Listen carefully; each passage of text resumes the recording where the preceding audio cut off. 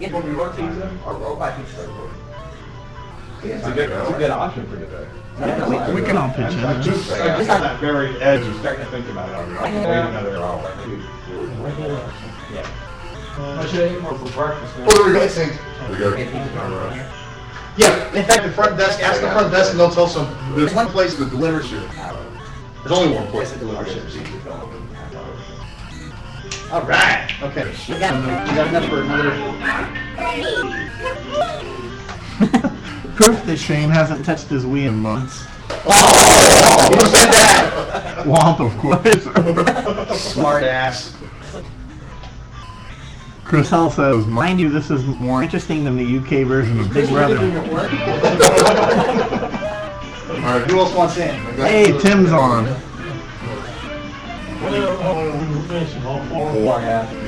I've not played this, so. Well, it's been a while since I played. I just did it. What do I do? Yeah, and then, right, we're gonna do manual for drafting. I've never been any good at Oh, second, putting on automatic. I wonder if we can all choose. Yeah, you can choose individually. Yeah. Who's number 2? Press A. Oh, it's 4.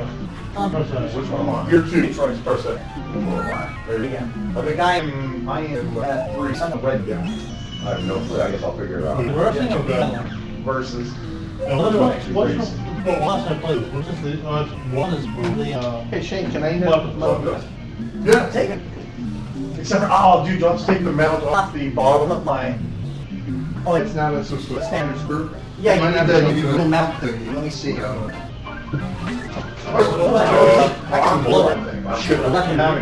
That's my own story. It doesn't have a standard screw? No, this is like one of the professional ones. The mount itself has the screw in it. I put the mount in, so I'm gonna have to probably go home and get it. And you got my damn Yoshi. I'm taking Yoshi, what are you talking about? Yoshi. So Shane, you were saying you hate Mario Party 8. Hey, you know that Wario Land ticket does the same lame, no, inside.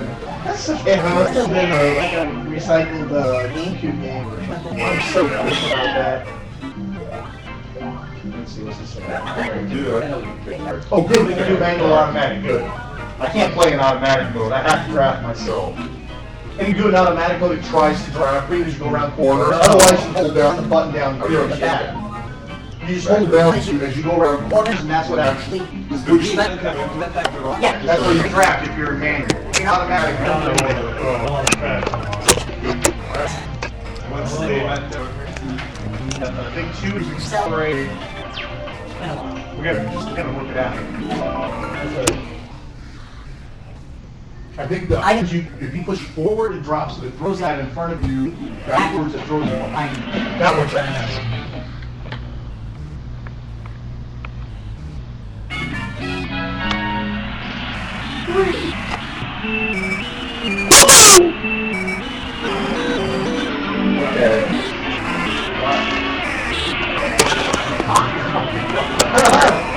Where's the freaking shit button? Oh, why we're going backwards? The reason pointing backwards. Oh, what's wrong?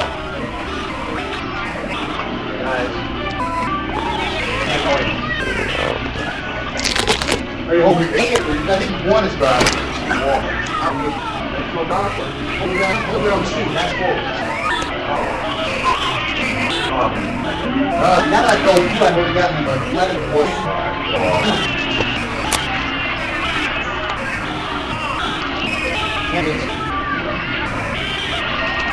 Oh yeah, thank you. Okay. I do that.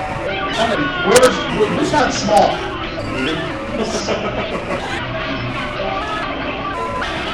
I got a golden mushroom.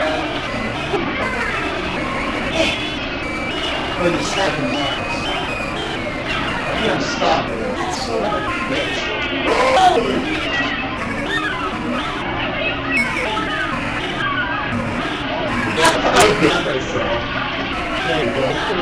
I'm so far in the back, I didn't even get paid. How great is that?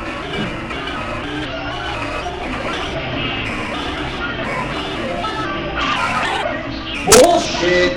Lost all my speed ups. Hey, Josh! Oh boy! Made the Mario Kart! Son of a bitch. I asked it too. Man, pick up the step. Alright, you know what? If you lose crap boy, he's in. In Ireland. We're going to get for shit. Yeah. I'm just gonna sit there right now. Maybe World Trade Race with a match. What was it? You're a loser! Hey, what's up? Brother? Yeah, how are you? Good, welcome to the party. Alright, so what are you doing? I've never played any of these. The Bronies came out, dude. So that's Alex. How's it going? Nice to meet you. And, is it Christian? It's Christian. Christian as in the religion. Okay. Christian. That's funny that you have a name Christian. That's Troy. It's Mike. And Steve's over there. You can just call him Cows, no? Yeah. So, anyway, so we're just hanging out and we're playing old stuff. We got all the Xbox stuff over there waiting on the guy to come with all the other stuff to hook it up. No, he's not here yet. We're like work this morning, so we're bringing that stuff in. So we're gonna hook up with one network and we're gonna play 4 Call of Duty 4. It's gonna be sweet. Yep. And this stuff we haven't hooked up yet. We got 5200. I mean, how old is this stuff? This stuff is like from like 79. It's like 19. This one's really old. This is like one of the original Pong games. This is like one of the original Pong games. This is the Atari 2600 knockoff from Sears. What? Well, this is, they couldn't really get the 2600. We don't have a 2600. They look more like that little guy over there. This was a knockoff video arcade. You get 2600 games, but I wouldn't play the real stuff. And this is an Odyssey. This is old. This one, it had like. This is like what happens here. So you hold back. You're this guy right here. You hold back. The longer you hold back, the farther you lost the projectile. So you hold back. The idea, of course, is to smack you down. Okay. If you hit me, then you basically end up getting an extra turn. Okay. So you've already pulled off the string. No, that's not my role. Now, you leave the screen, which gives me an opportunity for a lecture. But this one is a voice module. This was one of the very first things that actually had speech. So when you miss or whatever, the digital sound effects in the 80s, or 1970s. So you could hear voices. So I mean, this is the ancient shit. What was this? You have to hold it down. The thing is, it doesn't give you a power move. You just have to kind of instinctively figure out how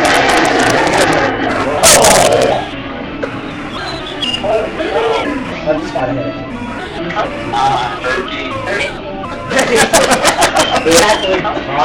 I mean, this is, and you gotta realize how old these things are. I mean, this thing is like pretty ancient. Yeah, that was amazing technology. That was a seriously amazing technology. This is a 5200 controller for playing the old spinner game, or trackball game. Yeah.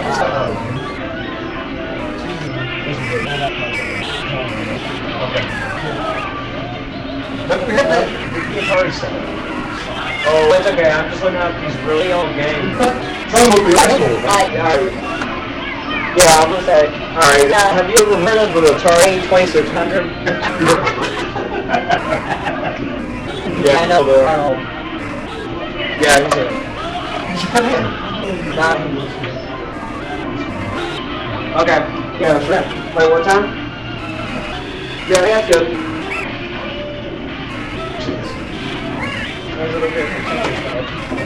Yeah, you said yeah. Alright. Right, you go. Alright. Yeah. With a real rollerball. Like arcade. Yeah, isn't that cool? What's the buttons? The second button just to shoot. What's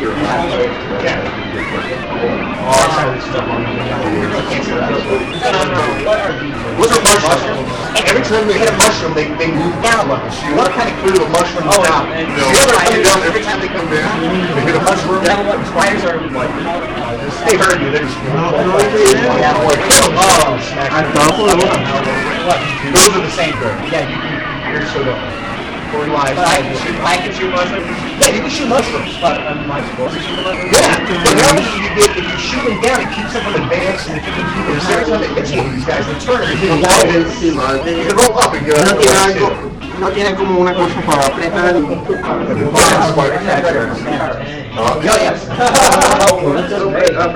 This was 1982. Bien, bien. This is the super action controller for the ColecoVision. This is what you played sports with. So you had not only your joystick, but you had 4 buttons to work with. Plus you had the spinner, like when you ran and go from base to base. That's how you would run. Rolling the spinners. And then you had this for like different options and stuff. Now wait, did they obviously have cheat codes for those? So how really? No, they didn't have cheat codes back then. Wow. Not really. Not really? So yeah, so we got there was tons of games like football, and was this like this was like after I had the Wii, pretty much? that was as close to the board complex controllers. This was the original ColecoVision controller, and based on the game, you played it come with these buttons. So if you needed more than 2 buttons to play with, which some games did, you'd slide this little thing here, and this would tell you like when you wanted to turn into a dog. And then you could push that. This is the most uncomfortable controller ever made in existence. No, but it's, put your hand on it and imagine playing that for like hours at a time. It doesn't spin per se, but it's like, it's hard. And this is of course the, this is old school. So you see furniture, it's one button. And this is 2600. This is so old. This is actually a new version of the old stuff. So this isn't the original, so to speak. But so this one has like a menu. It has all these things built into it. Right? That's not how it usually works. It's like a cartridge slot. So like Space Invaders. So I mean, this is like old games. Blocks, literally. Minimize the term pixels. But these games are so freaking fun to play, though. I mean, there's nothing complicated about them, but they're still enticing to play. Yep. But they didn't have Radio. Yeah, these were not. These were not stereo. So that's like probably 20. This is basically 2600. It's only 4. You guys like save these games? Yeah, these are like original cartridges. These are like 1982. You know, as old as you probably recognize a lot of these names, but on games that had nothing to do with what they really were, like Donkey Kong, Donkey Kong. But you probably never played the original incarnation. Over here, this is what the cool stuff starts to happen. Here's the backtracks. This is badass. Bueno, eso que This tuve. is what relates to. This is a black and white raster. This is a vector graphics system. Raster games are like sprites, right? Little pictures. Es que tú no estás poniendo en el. Tú lo estás poniendo en el search. This is black and white. This is the color overlays that add some matching color. Bueno, ve el primero que sale.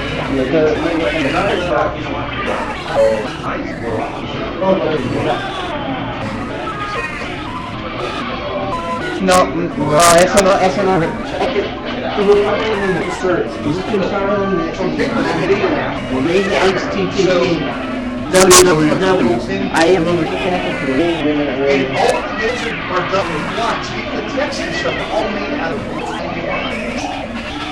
The resolution is a lot higher. It's actually look more Radio and then a land search.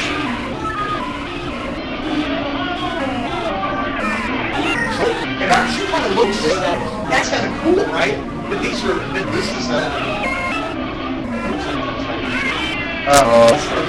On enter.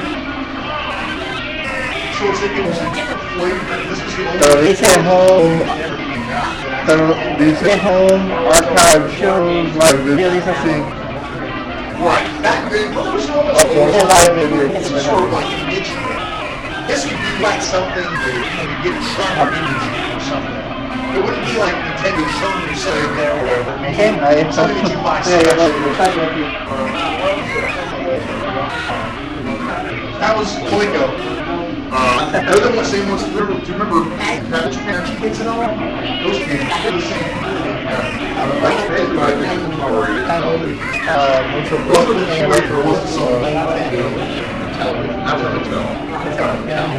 So Mattel Coleco and Toy were the big three back then. So yeah, the ColecoVision was this. You saw the Atari 2600. Let's see quick how to get the time. Tiene como creo que I wish we could actually show them. Hey, dude, do you put don't hung up on your G2S so you can actually shoot what the bump look like? And we don't have a dump like that one, so yeah, what I wanted to do is show how it evolved. Switch over.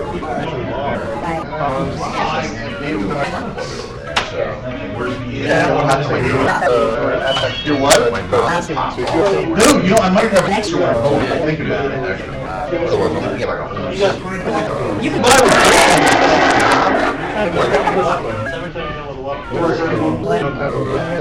That game is pretty yeah, so show me the arcade down, and then we'll show what it looks like on Coleco. So here's the original. Do you have the Atari 2600 emulator on there? We could show them it on that, no? I didn't like it. Well, yeah, that's Atari 2600. No, I love it. You know what? No, wait a minute. We do have a 2600. I just think of that cable, the power cable. We don't know if it works. Oh, we don't know how it works? Yeah. Yeah, Yeah, you do tricks while you're in the air.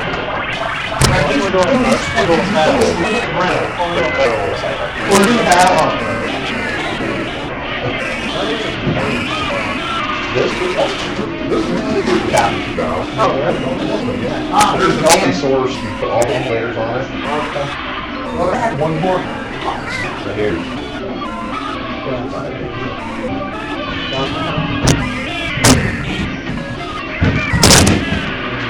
That was the original one. Yep. You're right. Yeah, this is for the lips. So then, When you're in the air, I think you shake it. You shake so it. then, this came out. And then it knows on the phone. Well, everybody is still playing Atari. This came out. Yeah. It was almost arcade perfect. It was close to arcade perfect. Yeah, when Donkey Kong came out, see this Donkey Kong is the arcade. When you went to the arcade, this is what Donkey Kong looked like. When you look at it on the 2600, it looked like shit. I mean, it didn't even look close to this. So when ColecoVision came out, their thing was, we're going to get it as close to arcade quality as humanly possible. And so this was the first system that actually kind of revolutionized the concept of bringing the arcade home. Well, here, where's the Yeah, the Atari's well, the oldest one's back here. That's the oldest one possible. But that voice is an add-on module that you play. That's an add-on piece. Maybe I plugged the thing in, but it's not flipped switch. Right. Games TV, right? We have to write it. We had it on yesterday, it's plugged in. So this whole thing, what's the power button?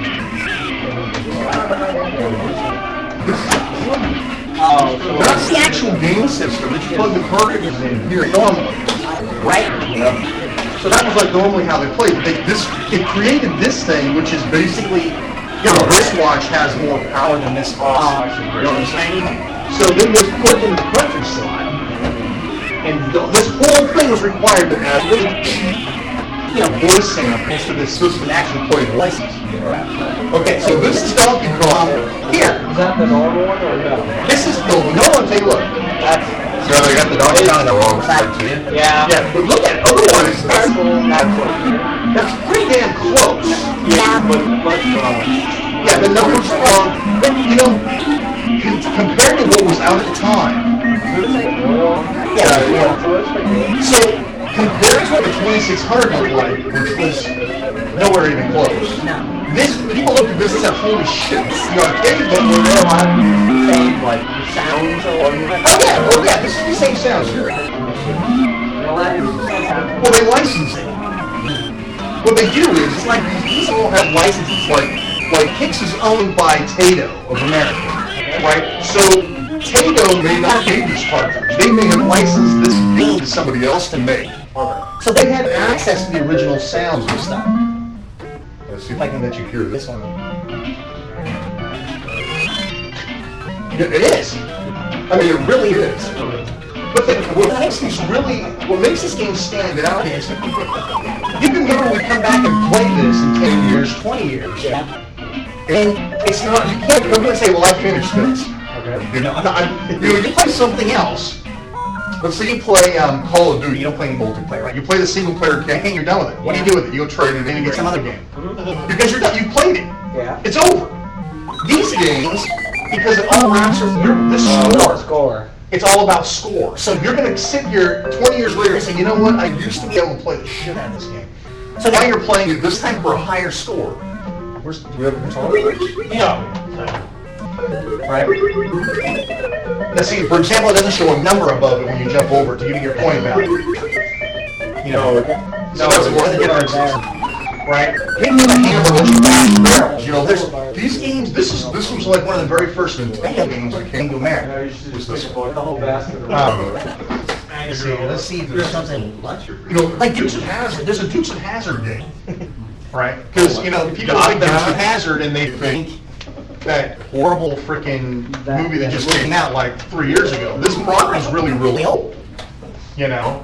These things have been around forever. Rocky. You know, Rocky Balboa came out 2 years ago, but the movies are really, really old, and they had a licensed version of Rocky boxing. You know, this isn't freaking Final Bout boxing we're talking here. This is holy hell boxing. You're just selling this, aren't you? What's that? You're just selling this, aren't you? I know. One trying to explain to the guy. Sure. You know, I mean, you can't. There's no way that this game is ever going to possibly impress him. Because he grew up with, you know, PlayStation 2s. That was his first system. You know, this would be my third system. You know. How much was these? How much was these cost? The games, they were like 40 bucks. They were like, what was the 2600? Not my price. The Coleco original when it first came out was $300. Yeah, they were expensive. Yeah. But this was, you know, this was the Coleco technology. It was. I have to remember that we were impressed with the color. Yeah, we actually got that color. I was like, whoa! 8 colors. Play that Convert. I mean, like, Low punch, high punch. So all of them just 2 dimensions, right? No 3D. There were simulated 3Ds here. Let me show you what simulated 3D This is where they first started to do perspective. So they put the angle on the ring, so you start to feel like maybe there is some 3D. Here was an example of all illusion. Yeah, it's not. This I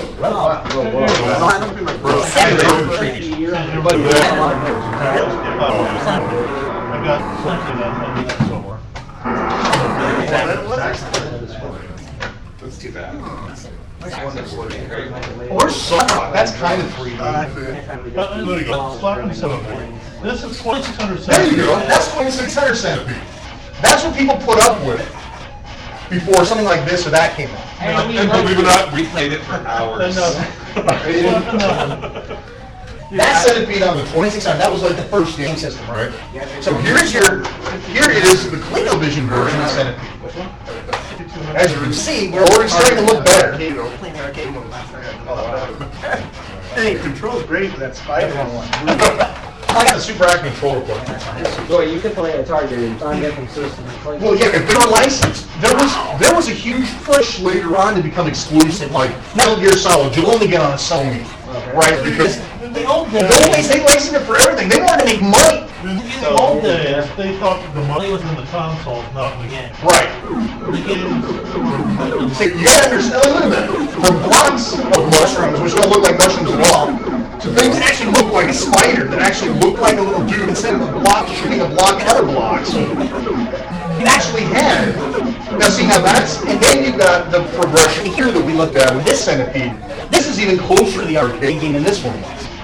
So there was a progression of technology where their goal wasn't to create better lighting, better physics, and put it in the same game. Their goal was to try to match what the arcades were doing, because that's where everybody was at. They weren't the arcades playing games. So every system that got better was simply trying to perfect an arcade conversion. It all started with the game, and it was all based upon playing to play. It was fun to play, even without the good graphics. Right. And because you started to build and build and build. That was shit. The game that I was playing right there, moving a little dude, shooting shit, and then having stuff come down like that, that was perfectly represented over there. It didn't look like it, but it played like it. So that was still fun to play, because it played just like the arcade game.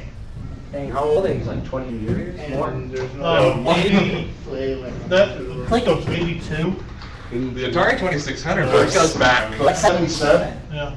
I was going to say 78 or 79. Well, there was the Atari VCS, which was the first one in 77, and then it became the 2600 in 78. See, I think 78 is when I got it. That was the first one in my town. Oh, you gotta see, well, you already saw kind of some of the graphics that are that. It's like, holy hell. You know? We don't have any of the other dedicated consoles that were out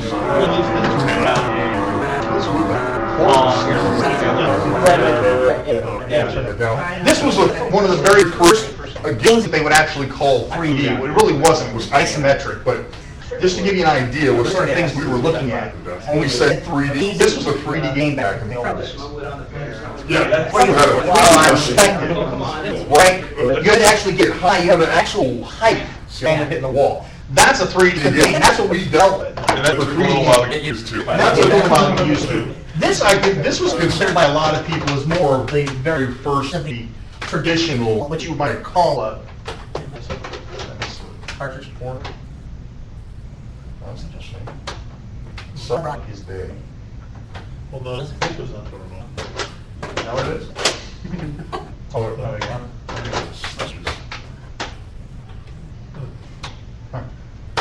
That's too bad. No stuff. Oh, there it goes. Damn it. Something's starting out. Yeah, the switches. Is it full of dust? These are still working. See, that's, They still work? Wow. and these are, these aren't remakes. That's a remake, that guy wrote. Really? This little guy's a remake. They made this like 3 years ago. Okay. Now, pick that guy up. Okay. This is essentially the exact same hardware, actually made bigger so that it looked like the old one. I feel this. Yeah, the actual technology fits on a chip the size of your fingernail. The technology that's in that was miniaturized. What's in here is like this big. There's a little tiny board in there. And that is all miniaturized to fit in one of these. So that entire thing, including the joystick, has been micro-machined down to the size of it to basically a chip. And you can put a chip in one of these controllers. Hey, you ever checks? I'm sure they have room to spare on that. You can understand that, in those days, people had grand visions for what the scene would look like, limited by technology. And it wasn't like today where, okay, if we don't have the technology now, 6 months a year later, it's something better. I mean, these machines were all we had for like 10 years. Yeah, I mean, you gotta figure, 78, 79. Let's say even 80 that VCS got made. The 20s got made like 80. This came out like 3 years later. This was like 3 years later. That actually came out like 76 or 77. So that came out, that guy came out, then this one, then the Intellivision came out, which we don't have one set up.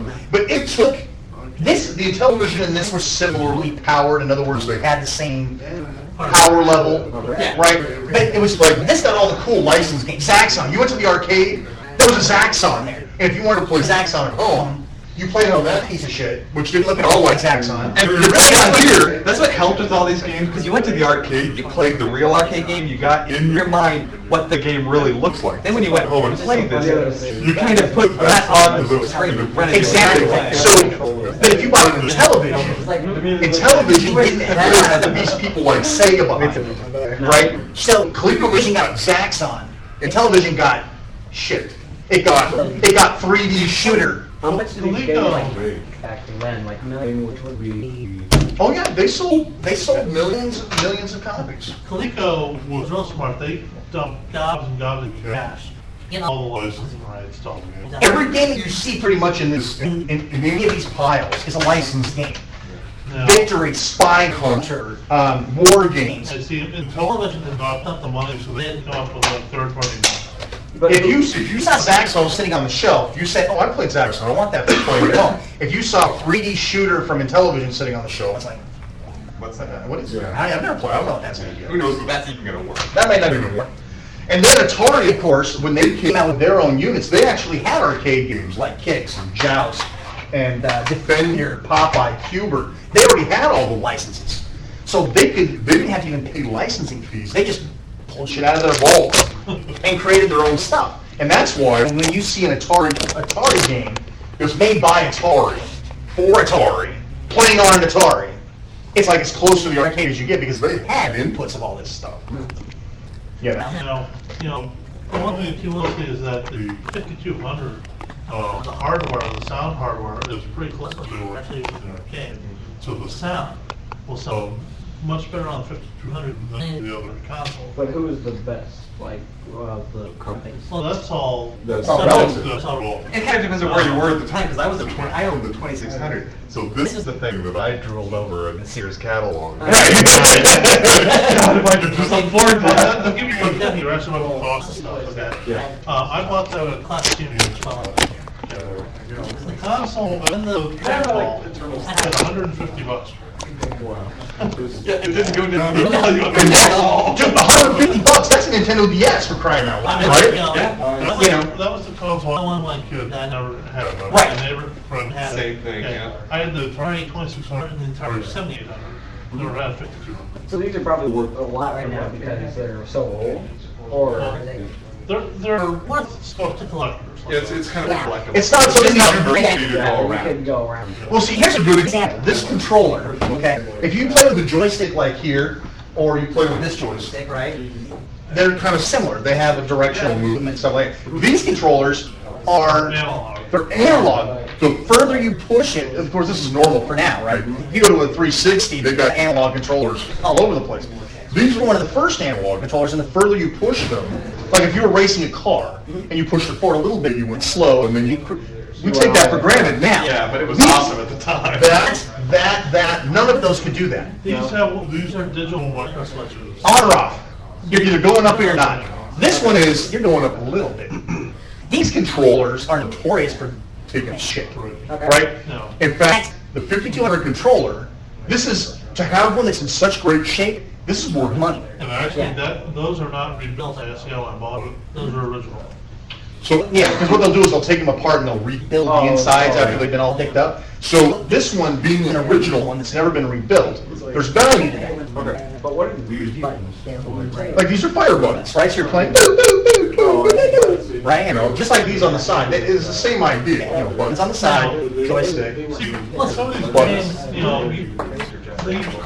you didn't have 50,000 buttons. Right. Oh, yeah. So these controllers, you could take overlays. Like for instance, Yeah, like these overlays. Wrap around it.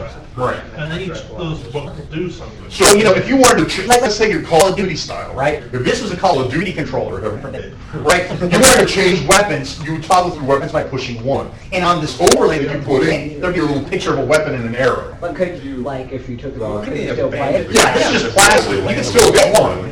But the overlay gave it some form of like a, yeah, this is like an instruction book, Okay. you know? So, and number two might be throw a grenade, right? Because this is shoot. These bullets both do the same thing. Boom, boom, boom, boom, boom, boom, shoot. We're going to throw a grenade. You got one button. Now there's a grenade picture on here. So they took, a lot of these controllers went outside and said, we're going to put buttons because we can reprogram this. On one game, this could be throw a grenade. On another game, it could be something else. You know, on the Super Action controller said, we'll just put a whole bunch of fucking buttons on here and we'll let them figure it out. And that progressed. That's how it is now. So now they just figured it out. Yeah, they have the ABs. Now they have A, B, X, Y, L, B, LR, L2, L4. And it depends, as far as value goes, what you have, what conditions, like for the animal there. There was a guy I saw selling a complete one in the store for $300. See, this is an Adam, right? This is one of those ColecoVisions. Somebody said, okay, listen. Everybody wants a home computer, but no one wants to pay $600. This was back when a computer that did nothing cost $600. So what they did is they said, listen, we built this little slot on here. There's a slot. Now this is brilliant. Let me tell you how brilliant this is. You will even think this is cool. So this is the 2600, and it uses 2600 cartridges. 2600 cartridges. There's no fitting in here. It's a different game system. This is like putting a 360 game in the Wii. It doesn't work. Same idea, right? So you can't put a 2600 cartridge in. Even if you could slam it in there, it wouldn't work. Right, that was the whole idea. If you wanted Atari games, you buy an Atari. If you wanted Coleco games, you buy a Coleco. So what these guys did, this is brilliant. They stripped down the hardware inside this and put it into a cartridge. A big, giant freaking cartridge. Just open this slot up, you plug this beast in, and guess what it had on the top of it? An Atari slot. So you could play both on here and Atari. See, nowadays you can't do that. Yeah, you could make your 360 play Wii games, but there was a short period of time when you could make this play both. The games were licensed, but the technology that ported it. Yeah, this was what they like a reverse engineer deal. What they weren't actually doing anything technically illegal. What they were doing is buying an Atari 2600 like wholesale without the case. All they bought was a board. They took it, they mass produced a slot, a plug that fit onto this connector, and all it did. This is music ColecoVision hardware. All it did was take a 2600 and shove it in here and pass the video and sound down. So that you could say, we got both. You don't have to choose. Why would you buy a 2600 when you can buy this and get both? Oh yeah, they got sued. Yeah. So they didn't win, but they got sued, and that tied it up legally. In the old days, your console lifespan now is like 5 years. It was 3 years or less than these guys. Better things had to come out. These are incremental.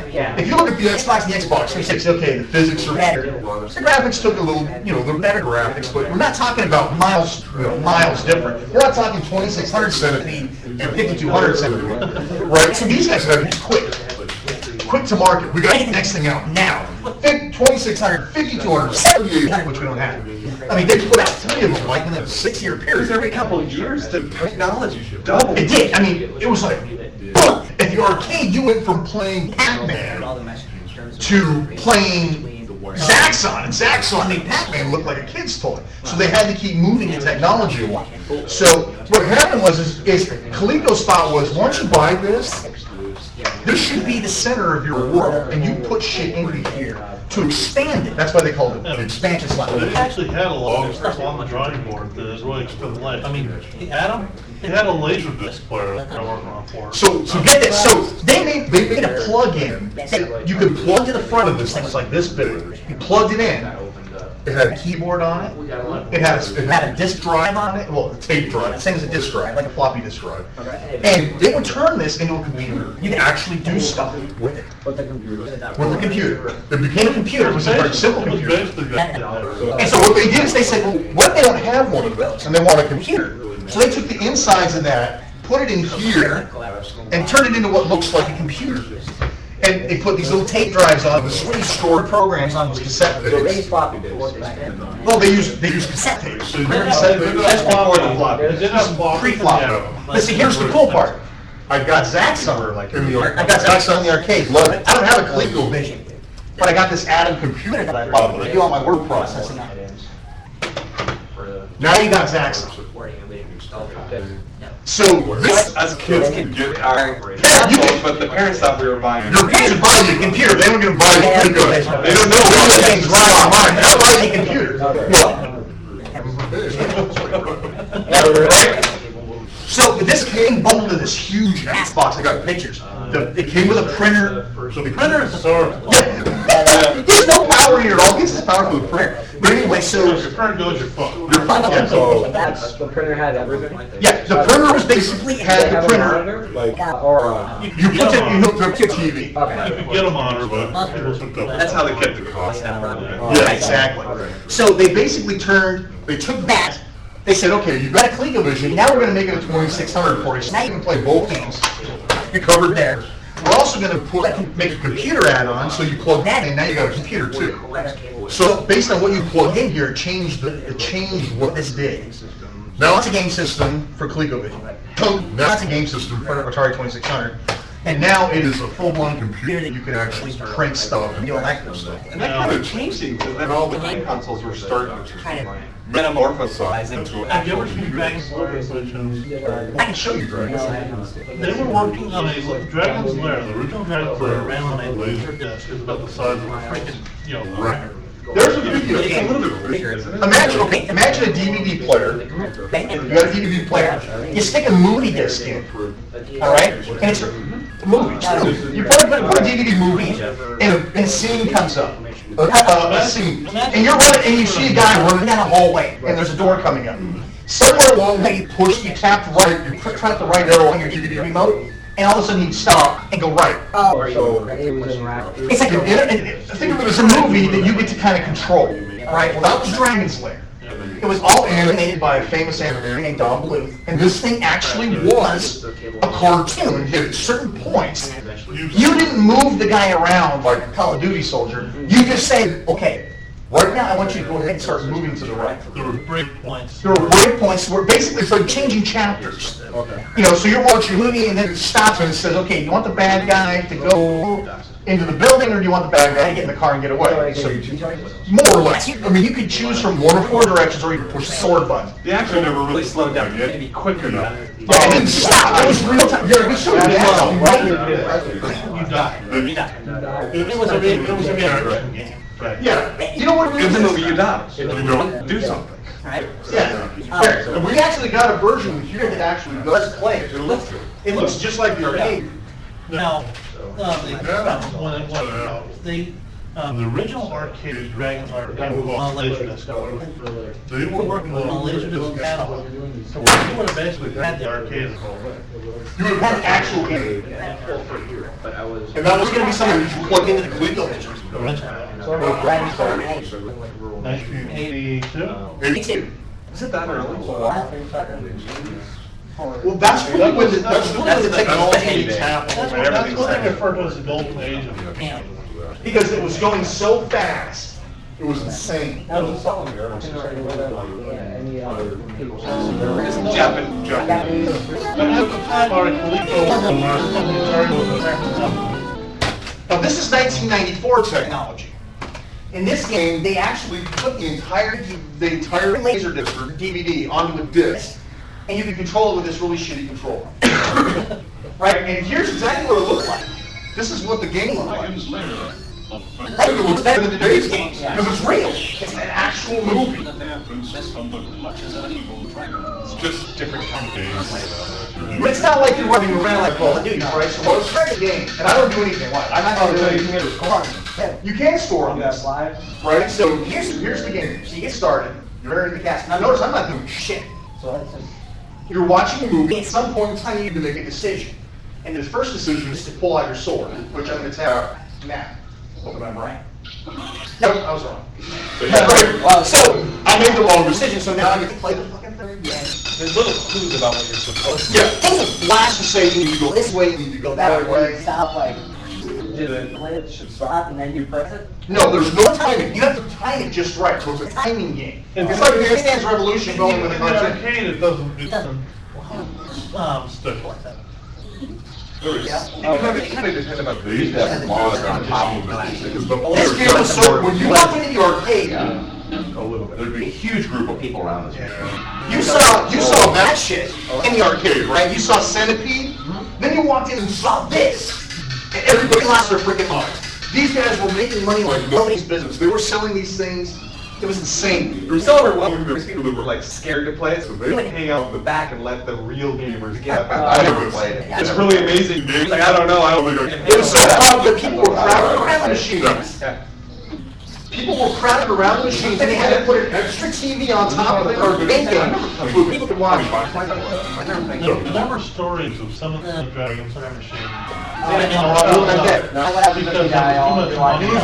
It's over, you gotta put more money in. Well, in this case, you. Yeah.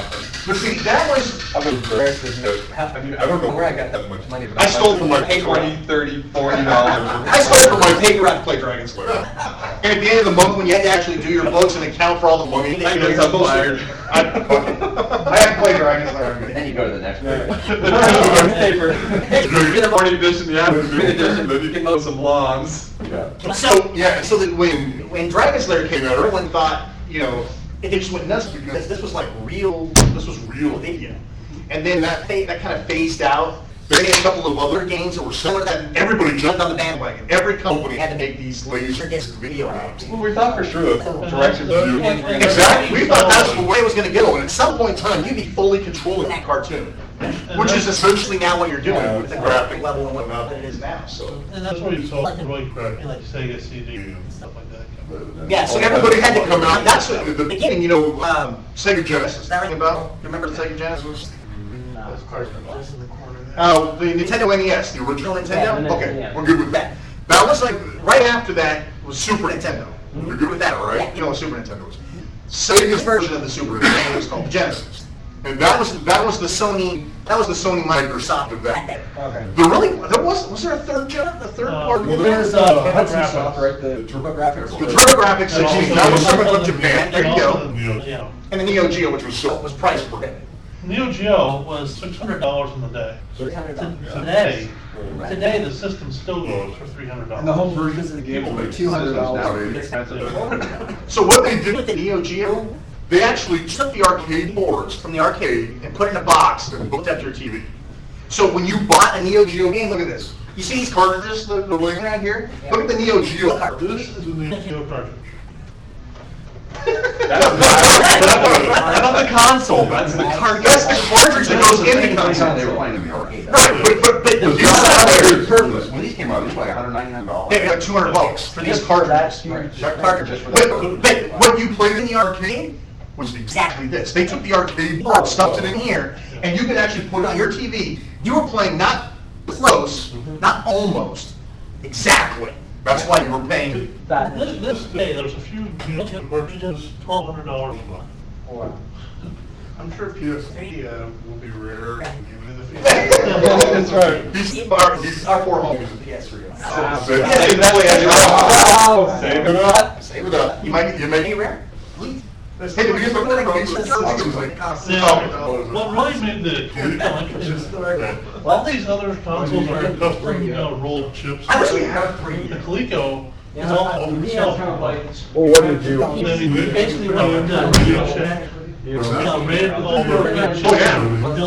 You could, today, get all the parts, solder it all together. What did you? I own the Coleco, I have a Atari 780 down here. $100 for a single. No. Less edition too. Okay. What's that? You know what? I don't know shit. But it isn't what you own, it's what your friends own. Yeah. Oh, okay. Because that's where we all just migrated to the house that See, had that's whatever. that was a very different time. Multiplayer gaming, you went to your friend's house and you sat down. Oh, absolutely, sure. So there were plenty of solo games, but in the 80s. That's what I really want to do, because when you get to 2600, like, most of the games are multiplayer. Like, They were. You know, sit around and play. And the better games were multiplayer because your friends were always there. It's not like you're connected. You weren't connected back then. You didn't have text messaging. You didn't have cell phones. You didn't have. If you wanted to talk to your friends, if you wanted to interact with your friends, you were with your friends. Yeah, you actually have to. And so it was when Troy, Meet people. you know, Troy and I grew up together. We went through high school, junior high together. And I was on the weekend. I was at his house, or he was at my house. That's the natural order of things. It wasn't like, hey, let's get our Xbox Live Star and play. No. It's like, dude, get your ass over here now. I got a new game. You got to check it out. That doesn't happen anymore. You used to have like the weekend, all weekend gaming thing where you slept in shifts and played. Dude, this is a true story. Troy and I did this. So we went we went over to his grandparents' house, which was like a 4-hour drive. And, you know, we were like connected at the hip, Troy and I, growing up, because we were best friends. And so he's like, dude, I'm gonna have to go to my grandma's house this weekend. And it's like, that's fucking sucks. I thought you were coming over, we're gonna play games. And he's like, well, Mom said you can come. I said, cool, let's go. So we backed up the computer, Commodore 64, we backed up the computer and took it to his grandma's house. We set it up down, I think it was down in the basement or something. Probably, yeah. Okay, so we lived in like bumfuck nowhere. Okay, we lived where there was like, there was nothing. So when we went to his grandma's house, she lived in town. She lived right next to the man, right? So you could go to this big store and you could find stuff. You know, we read about stuff in magazines. Oh, look at this game. There's several. No, She was in a little town just outside. Yeah. But we took the short drive to get to the big thriving town. So we went and we put our money together. This is what you did in the old days. You didn't have parents that just fucking gave you everything you wanted. He had a 10 spot in his pocket. His brothers had $5 each. Whatever we could steal from other family members. Right. It's like we rummaged through the freaking cushions of the couch to hopefully find a couple of quarters. So we pulled our money together. I think we had like $20 between us, all four of us. So we went to the I think it was Sears, wasn't it? Probably. And inside they had this game called Forbidden Forest. You look at it today, you would not be impressed. I promise you. But when we saw this, like, oh, that sounds cool. And of course, it was like the only thing we could afford between the four of us. So we bought this game. We went home. This was on tape. This was on a cassette tape, not a floppy disk. A cassette tape. In other words, it took literally 22 minutes to load the game. You think Sony PlayStation 3 load time sucked? Let me tell you something. So we put this game in. You type everything on the computer. You hit a button, and it just sits there and the tape runs. It says loading. You don't load the game, you press play. Yeah, it said you type in load and hit enter, and it says press play on the tape. Yeah. So you push play on the tape, and the screen goes blank, and you sit there. No, he wasn't here. So you're sitting here. No, you think that there's like a little spinner that shows that it's loading? Yeah. You think there's a little progress bar that grows to show that it's loading? No. Here you go. Like I said, this is the actual drive that we used as kids. That's exactly what we were doing. That's exactly it. You open this up, you put a cassette tape in, and you press play, and you go away and make a sandwich for 22 minutes. You come back and the game's loaded. So this game comes up. Dude, we're talking, this was the pinnacle of technology. This was the most impressive shit we ever saw. We were literally just sitting on our mouths hanging over. You don't get that anymore now. But yeah, you gotta remember, I mean, before that we basically had paddleball. Yeah, we had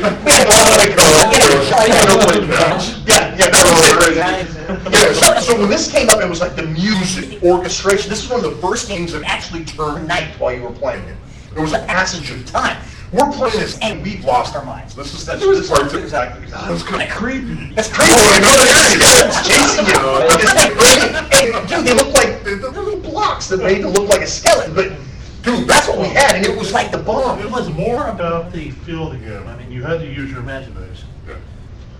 Yeah. It was more about the It game. wasn't handed to you.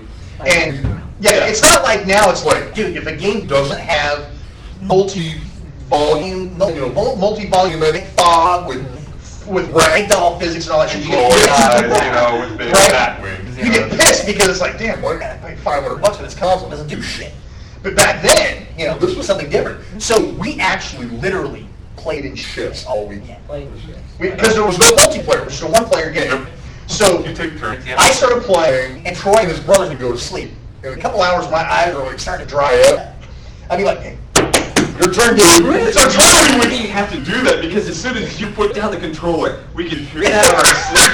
Someone put down the controller and you wake up, eyes open. And then I'd go crash, and then he'd wake up the next guy, and literally, for like 8 hours overnight, we would be taking turns playing this game.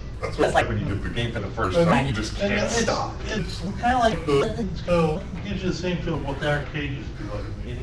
I mean, when you wanted to play a popular game in the arcade, you used to go, clock your quarter up on the screen, your next stop.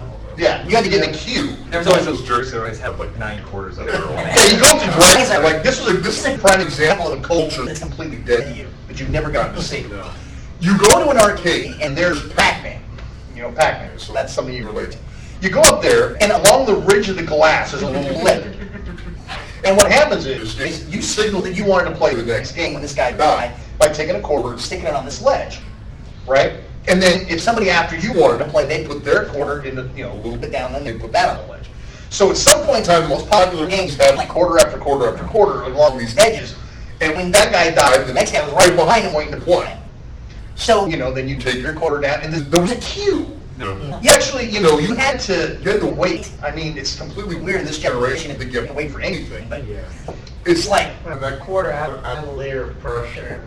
It did. It's like I can't anxiously play the game, and then that kills your game. It's like right behind me. It's like That's why there were people that would go down to the arcade or the bowling alley at 8 a.m. on a Sunday. So you can play with it. What's working over yourself? Like the Circle K or something. That sucks. That's something you guys can start on too. You'd be playing. Okay, ignore that one. She might be watching. That's a good point there.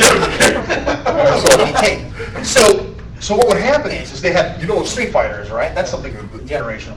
So they had an arcade version of Street Fighter, and basically the winner stays, the buyer, and the loser pays. So you're playing a great game of Street Fighter, you're beating ass, you're whipping through all these guys, some dude comes up and sticks a quarter in and hits player 2. Your game stopped. And now it's suddenly a 2-player battle mode.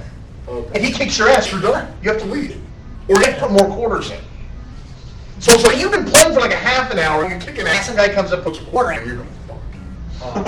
This sucks. That's kind of. And then that made it more interesting because they're costing people money. And people made a good player made a lot of money with Street Fighter. And $5 a game, $10 a game. Yeah, it became a. Yeah, let's put a little money in it. You don't necessarily have to leave, but you may the other person who loses can just put in their quarter, but then he's paying up. Yeah, so basically, when you got good, you would sit for hours and play out for 25 cents. It's kind of like pool, the way pool operates. Yeah. Once you own a table, you've got the table, you got the challengers, and you just keep playing until someone comes And the along. challenger's the one who comes up and has to put the money in. Yeah. If they win, then you've got to put the money in if you want to keep playing. Same concept. Same concept, but it's so different than now. I mean, there's such a disconnect. It's hard to explain. Unfortunately, the arcade is just going, away. It's a shame. It's an experience that, just you can't reproduce. Sitting on a couch with a console. I mean, the graphics nowadays may look just like the arcade, but it's the ambiance. You can't reproduce it. One of the things that was cool was you would go and you'd play a game for a high score. That was the method of achievement. It wasn't frags, it wasn't kills, it wasn't what's another good methodology? It wasn't finishing a game. It wasn't saying I beat Call of Duty. It was I got 59,000 points on this game. And it was bragging rights. It was bragging rights. Reasonable initials. Right. Who is this spy anyway? Who is that guy? First position. And then people would walk and say, that guy over there, that dude, that spy. And it was like, The equivalent nowadays would be leaderboards. Yeah, now you've got leaderboards, but dude, you don't know anybody on that leaderboard. You're not going to know anybody on that leaderboard, probably. a little bit too virtual. This one was like, the kind of the game. This one, the local arcade. the chances of you running into the guy that has the top score were pretty good. Yeah. You may wander into the arcade, there's some guy playing, this guy's rocking up a huge score, and you go, dude, give him these spy going to be chances. He's like, oh yeah. So now you knew what your competition was. It was something you actually, you had a face in the name.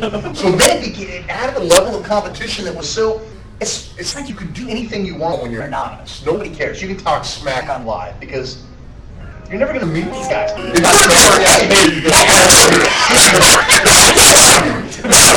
talk smack in the arcade, somebody kicks your ass. Put up or shut up. Right, exactly.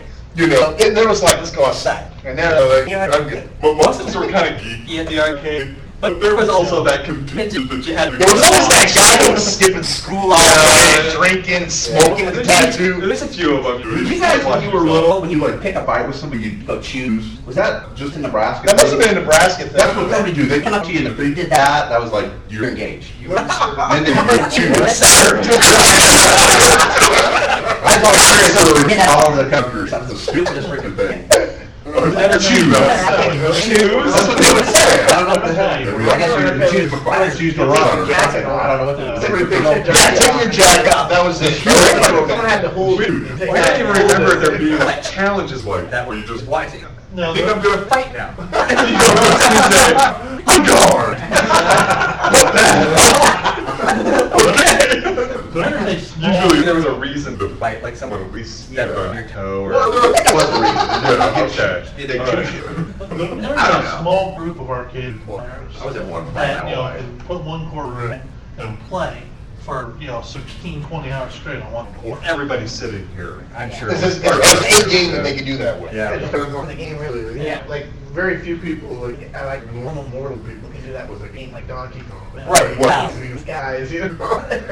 But you can still get 10, 20, 30 minutes like Pac-Man was great. We all grew up Yeah, with backwards. games. Backwards. I was Oh, playing, someone released a ROM for, they created a Donkey Kong 2. I couldn't get past the first damn screen last time. Yeah. It's so different. I mean, when you exist in an era and you watch change happen, it seems gradual. But to live in the era that we lived in was just bizarre because we've seen. To go from that. Yeah, to that. To go over there right now and throw down a Call of Duty 4, and then you come back here and play like a 2-player game of Centipede. It's like turning a light on. I mean, walking around in the dark and then having a light turned on. But at the same time, there's a magic here that can never capture. when we were playing these games, we were fantasizing about those games. Kind of Right. like something different. And now that these games are out, we fantasize about playing these. It's like you're never happy with what you have. There's always something you want more. Now people want, virtual reality. Now people want holodecks. I think the problem is that the current consoles like the Wii and the Xbox, PlayStation, all that stuff, you play to play on it. With the older games, there was no end. It was, just. It was a testament of your What's the persistence. best score you can get? So wasn't there like a stopping point? No. Some games, some games there were Kill streaks. artificial stuff. Yeah, kill streaks. There were games that the people who wrote them never expected people to get that high, and they never tested them that high. And at some point, the game just dicked up. It crashed. It crashed. The whole game crashed. The guy could just have had one variable that held a number. Right. And then it overflowed. Yeah. And then it's like, Kill boom, streak, no one ever gets to it because no one's that good. But Pac-Man has a kill screen at 254 screens. Right. So when you finish 254 of those little fucking mazes, the game goes, you're done. Yeah. That's it. That's it, you're done. I mean, there's nothing else to do. So, in Pac-Man terms, there is a way to finish and beat Pac-Man. There's like 2 people on the planet that have ever done it.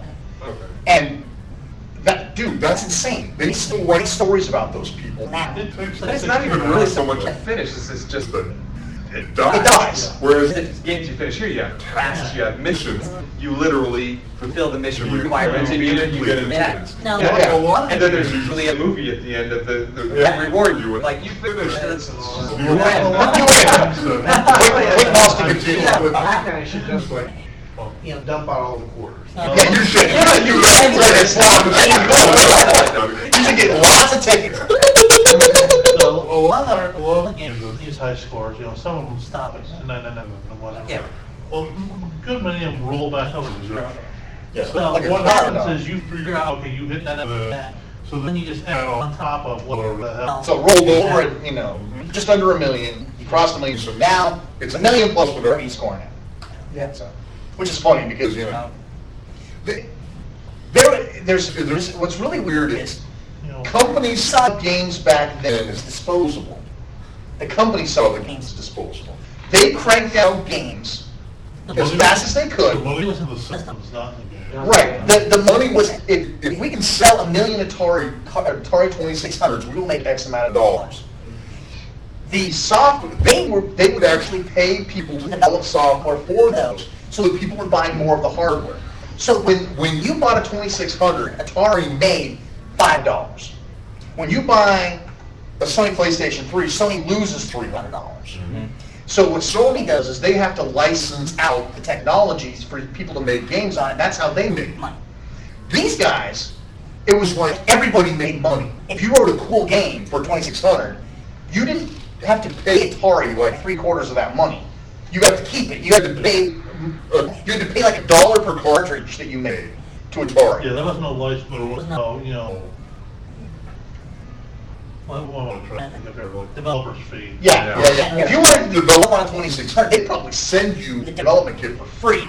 And you built it, and then they said, listen, we'll give you the stuff for free. When you make the game and you sell it, every time you sell a cartridge, we get $1. Yeah, now. And then you take the rest of it. No, they pay a huge chunk to Sony Microsoft or. Yeah, they had to buy they had to pay for Do that. the manufacturing and stuff. Yeah. Yeah, but now, if I wanted to write for the Xbox, if we all wanted to sit down and write a game for the 360, we would have to give Microsoft $50,000, and they would send us a disc. If we wanted them to help us, we would have to pay $250 every time we call them. And you're on your own. And then here's the bonus. When the game is done and we love it, we have to give it to Microsoft, and Microsoft has to say that they like it. You can spend all this money in any game, and Microsoft can say, that doesn't fit into our product line. We And just you're had an done. interesting discussion last night. We were talking about games that will never see the light of day. Because, you know, product, you know, the people upstairs, well, this doesn't fit in our marketing plan. Yeah. Upstairs? Go. Release the game. To put it in perspective for you, the Xbox 360 is 8 gigabytes a day. This here, your wristwatch probably holds more than this does. You can buy a calculator at the dollar Their store wristwatch 15 years ago. that has more memory and more power computationally than one of these cartridges does. It's amazing to And think they were about able that. to design the game in like 8 kilobytes of data. You can literally take all of the programming code in that cartridge and print it out on a printer and like still a paper. Right, you can print all that out and you'd have a stack of pages, but you know, if you printed one of those out, you'd be like 700 years waiting for the printer to finish printing, and you'd be like reloading.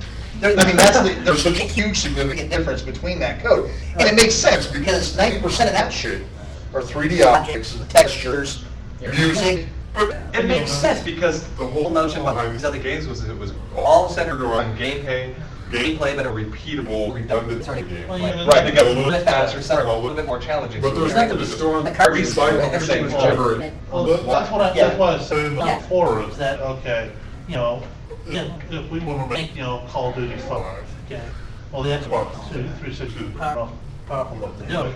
Usually a year, there's going to be an Xbox 460. 720. You didn't have that with that. I mean, the developers have, you know, more clever ways to better compression algorithms or to squeeze the code down to fit more. You know, the best way to think about it is like PC gaming, right? Have you ever done PC gaming on computers? So when you pick up a computer game at the store, you go down to Walmart and you pick up World of Warcraft. On the side, it's got two little boxes. One says minimum requirements. You got to have an ATI Radeon, XTI 9600, right? And you must have 128 megabytes of RAM, blah, blah, blah, blah, blah. And then in this other box over here, it says recommended system stuff. And you look at these two lists. One list is a $500 computer. The other list is a $3,000 computer, right? The game will run on this shitty computer. But you're going to see him play the same game you played on this computer. So that was kind of what made the console's magic was, if your friend has a ColecoVision and you buy ColecoVision, it's just like today, you buy a 360. Yeah, your minimum requirements are ColecoVision. ColecoVision, you know, you're not going to see a different game. If you go over to my house and play World of Warcraft on my shitty computer, and then you go to his house on a good computer and play it, it's a different game. Everything moves smoother. You may see more. You may see have more resolution. And when I get jumped by orcs, they're like right off the screen. I can't see them because my screen resolution sucks. But now, you know, these guys, they have World of Warcraft tattooed on their ass. They have these monitors like this with resolution so high, they see orcs everywhere. They're prepared. That's not a level playing field anymore. They have advantages because they spent more on their computer than I did. So, I don't know where I was going with that originally. I had a direction in mind. Oh yeah, okay. So here's what happens. Blizzard says, we're going to do Diablo 3, right? That got announced, and we're going to get there. So what they're going to do is they're going to make a game that runs with a certain minimum set of requirements.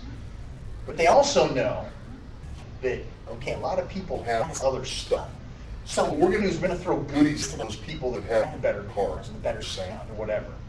So you're going to have a different type of game. So they don't worry so much about the minimum requirements as the recommended requirements. In fact, it's been said that when they're making a PC game and they have something they want to do, I want to have 15 dragons on the screen. The minimum requirements don't meet that. Somebody comes up with this shit, they pull it out of the hat and say, it needs to be a Pentium 4 with this much memory. They pull this out of their ass. And that's what they start developing for. And then at some point they say, God, we can't get 15 dragons on the screen. It just slows down too much. Fuck that Pentium 4, you have to have a quad-core analog. You know, basically is what they say. All they have to do is say, you need more shit. Otherwise, you don't get to play the game. These guys, it's like, you know, it wasn't a matter of saying, well, you know, we can't do this on the 2600, so you're going to have to buy a 5400. Yeah, that wasn't an option. You couldn't buy a 2600 with extra memory or extra video cards or anything. You had to build software for what fit in there. So But they these weren't guys, kidding either. They still needed the 15 dragons on the screen. Oh, yeah, You figure out how to make them No. look like there's 15 It's like dragons. so these programmers would go to their bosses and say, dude, I put 15 dragons on the screen, and the whole game just went to shit. And the guy's like, dude, 15 dragons, make it happen. So these guys are up in the middle of the night trying to figure out, you know, their eyes are all blurry eyed, and they're trying to figure out how to get that 15th dragon on the screen. So they come up with the creepiest, weirdest shit to try to squeak one more dragon out of that crappy little box. You have to sacrifice another areas to do it. It's just, you know, so what they would do is they say, well, listen, I'll give you the 15th dragon, but he's not going to open his mouth. And the guy's like, okay, cool. So it's just a dragon, that's it? Yeah, and so instead of, you know, all the other dragons are doing this while they play across the screen, that 15th one, they can get the dragon out, but they don't have enough video memory to make the mouth move. You know, so it was like they were constantly trying to find a way to make things work in a controlled environment. In the PC world, it's like, you know, this doesn't run on 16 meg. Let's make it have 32 meg, that's fine. And you know, the development process was a lot different back then too. Yeah. Okay, you know, nowadays, marketing goes out to do a lot of research. So they see, okay, people are playing these type of games, these are what's making money, go make those. Yeah. Developers back in the 80s go lock themselves in a closet somewhere for 3 months at a time, come out with some awful game, give the marketing say, go sell this. Right. Yeah, it was marketing's job to sell whatever they handed them, rather than the other way around. That's why you see more variety in the old game, because marketing was not dictating, okay, we want you to make sports games, shooters, and Racing. you know, racing. And That's fighting. You gotta make one of those. Yeah. And since GTA sold so well last year, just make another GTA game. Let's not leave it to chance. You know what? You guys have some good ideas. You need another winner. We know GTA 4 sold, so GTA 5 is a guarantee. But you know, these guys, I mean, you're talking about a one-man team. Most of these games you see are written by one dude. One guy. Maybe a second guy for sale. But like in Call of Duty, like the first one wasn't made by Infinity Ward, or it was made Call of Duty 1, now Call of Duty 5 won't be made by Yeah, it's made by Treyarch. Or like, that was like a story of games, like number 1, number 2. I mean, I don't remember, but you have Pitfall in there? It's on that flashback system. Yeah, it's right on there. I mean, you know, it says, you know, David Crane's Pitfall. David Crane is the one who wrote that. It wasn't, you know, David Crane team of 500 people. Yeah, it wasn't Blizzard. But yeah, in answer to your question, sequels weren't prevalent. Look over here and see if you can find two games with the same name. But even if there was a sequel, no, there'd be no bet. Yeah, there's Donkey Kong Jr. Okay, so that was actually one of the very first. You had Pac-Man, and then you had Ms. Pac-Man, right? They're kind of the same, but they weren't hits. It literally wasn't last year's game. Remember, 90% of the games in this era are arcade games. So it's whatever and they weren't the same group of people. Right. Atari had their arcade division. They had their computer division. They had their console division. So Yeah. they would go, you know, the arcade people are constantly pumping our arcade machines in arcades. Okay, well then the console people would go look through the arcade library and say, okay, you know, we can do this. You know, that's beyond our reach. You know, we can do this. So they'll take, you know, 5, you know, arcade machines. They'll pull them into the warehouse, play them for, Better you know who I am. 3 weeks. You know, sit down and write a game. Yeah, so literally they would, you know, that was sort of the way that it worked out. And these guys were rock stars. I mean, I'm trying to think of somebody who actually works there. What's the name? Nice, Who's the guy that does Peter something or another? Peter Molyneux. Yeah. That guy is like, that's somebody that you know. When you see Fable, I guarantee in the box they'll say Peter Molyneux's Fable. That guy has that clout. There's gotta be someone else. Like Sid Meier. Sid Meier's Civilization. Yeah. His name is actually part of the title of the game. Back then, these guys were freaking rock stars. These guys had carte blanche. They could do whatever the fuck. These guys were practically above the law. the difference is these guys actually were responsible for the whole game. Right, exactly. You'd have coke and marijuana, parties. Any hours. Any hours they want. They'd come and win what they wanted. Drunk, there was sex going on in the office. Oh, yeah. Like all that, just because they had their game on. Well, they made the game. This one guy was responsible for making Atari $50 million. They treated that guy like a freaking king. Because when that guy took a crap, they could fashion that into a cartridge and sell it, and they made tons of money. If David Crane took a lump of his feces and rolled it up and put it and stuffed it in one of those game cartridges, Atari made $50 million. Activision's going to pay that guy whatever he wants. They're going to give him whatever he wants. They're going to let him do whatever he wants. The other way. Yeah, there are people that worked for Atari in the early days. Literally, they would go outside, they'd leave their little cube where they'd been coding all freaking night. They'd walk into another building, go upstairs where a hot tub had been installed at their request. They were half-naked chicks because they wanted to hang out. They wanted to hang out with the rock stars. This guy made freaking Pac-Man. I want to be doing this guy. So the girls are in the hot tub. They may not know what Pac-Man is, but they know what $50 million. They know what $50 million is, right? Pac-Man. That's right. Yeah, you saw you know what Pac-Man is? Yes. I made that. Oh. Right? So literally, these guys would lay back in the hot tub with naked chicks all over them. They'd reach over and open a cooler. There'd be beer stacked in there that Atari unofficially provided for them. Over here. Well, Atari wasn't going to tell the public, we give these guys. They'd open a drawer and there'd be a freaking mirror stacked with coke and razor blades that Atari also didn't provide for them. These guys had security passes that basically, they could practically walk into the damn White House with these things. These guys were celebrities. Nowadays, rock stars. No. But nobody had ever made this kind of money with this kind of stuff before. Right. It's a short amount. And it wasn't just Atari. I mean, Apple ran really loose a lot like that for a while too. Yeah. But see, they expected that. If you wanted David Crane, if you wanted these programmers, you got to bend the rules. And originally, get this, in the beginning, Atari and Activision, a lot of these first early companies would not allow the developers to have credit. You couldn't look on a cartridge and see, program code by Shane Monroe. I was the only one that wrote the game. I wrote that whole damn game. I did all the graphics. I made the levels. I did everything. Atari would not put my name on it. I wasn't allowed to put my name on the screen. Right? Because somebody over at ColecoVision knows that I'm the man at Atari. If they knew that I wrote Pac-Man on the Atari, they'd come over and poach my ass. They'd come over and say, listen, I got a bigger bag of coke than they do. We got a much bigger refrigerator full of beer, and you don't even have to go get the chicks. We'll bring them to you. And the guy's like, oh, done. Write a check before I change my mind. So they weren't allowed to put their names on any of this stuff. Well, then the programmers started getting pissed. These guys are making Atari $50 million. They wanted credit, and who would blame them, right? So they started putting their initials hidden inside the games. So if you did some special weird, like a hat code, all of a sudden these three letters would appear, so someone could say, "I wrote Pac-Man. See, that's my initials," and that's how you get But to did it. anyone test it, play it before? Well, sure, they had play testers, but they were looking for that stuff. If you don't know, I mean, some of those, I remember some of the games, we had to go left, right, down, Down, left, left, down, right. It's cute. Huh?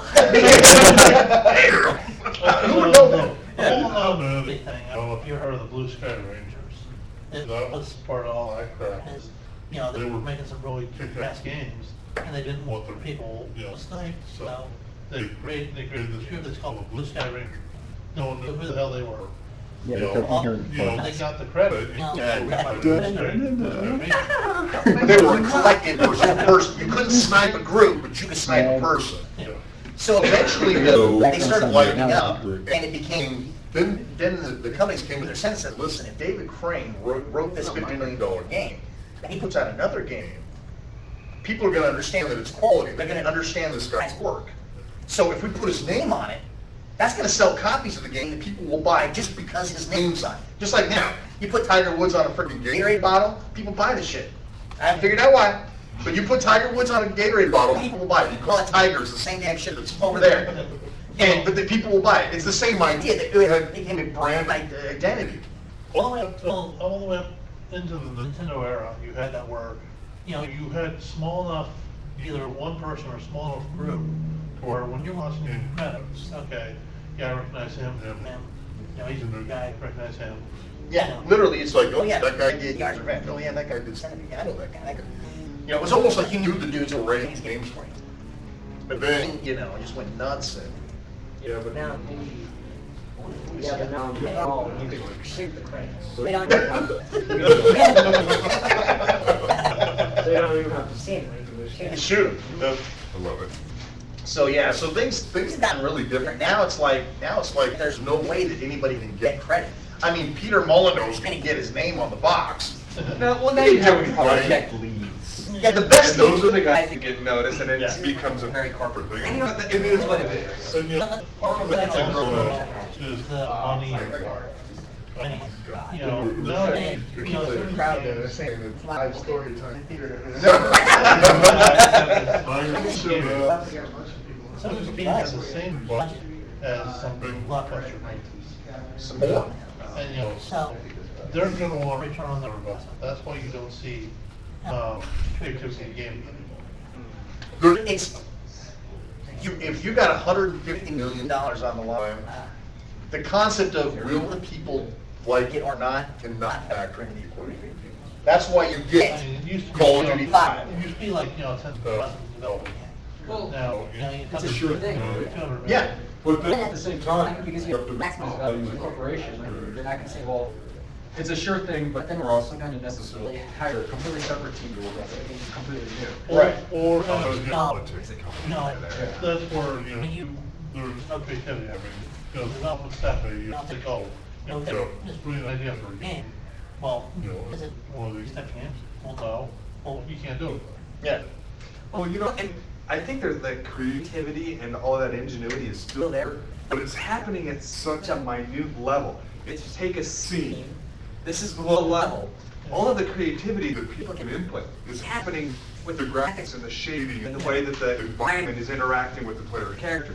You get a lot of cool stuff like that, but it doesn't apply to the whole game. Right. It may be satisfying to see how that pile of dirt gets made. And that's something that but is the game overall fun to and play? you sell it on the Xbox Live, right? One of the other things you'll see too is that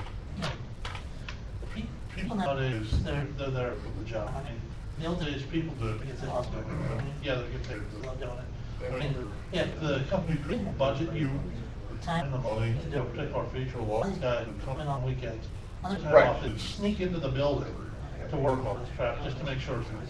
Yeah, and that's completely true. And these guys would be given a budget. Listen, you've got 3 months. Here is 50 grand. Go away and bring me the game when you're done. That's literally what it was. I mean, nobody called. You didn't, check your code into source so that they could review it, do daily reviews of your code. Literally, these guys vanished like freaking boomer submarines for 3 months and then reappeared with this code and said, here you go. And people were like, great. I mean, this is exactly what we want. And again, they said, this is the game that people are going to love. And marketing said, okay, tell us about the game. Well, here's what you do. And marketing said, okay. So we can put, on the box, we could put a highway and a frog jumping across it. We could do this, this, and this. And so marketing was required to gain those requirements. What was the game like? What did you do? And then they came up with a clever way of making it look and appeal to the people. But now, now it's like it's the other way around, and marketing will tell you flat out, that game will not sell. This is what they want. This is what people want. Grand Theft Auto sold X number of copies, and so we know, and they've got a trend. These people aren't dumb. They've got a spreadsheet that said, here's what Grand Theft Auto number 1 sold, here's what Grand Theft Auto number 2 sold, here is a 20% margin, From two to three, we had a 23% margin. From 3 to 4, we got a 40% margin. That's a predictable number. They say we put out 5, we're going to at least have a 23% margin, which equates to this many sales, which means we're going to make all of our money back plus $75 million.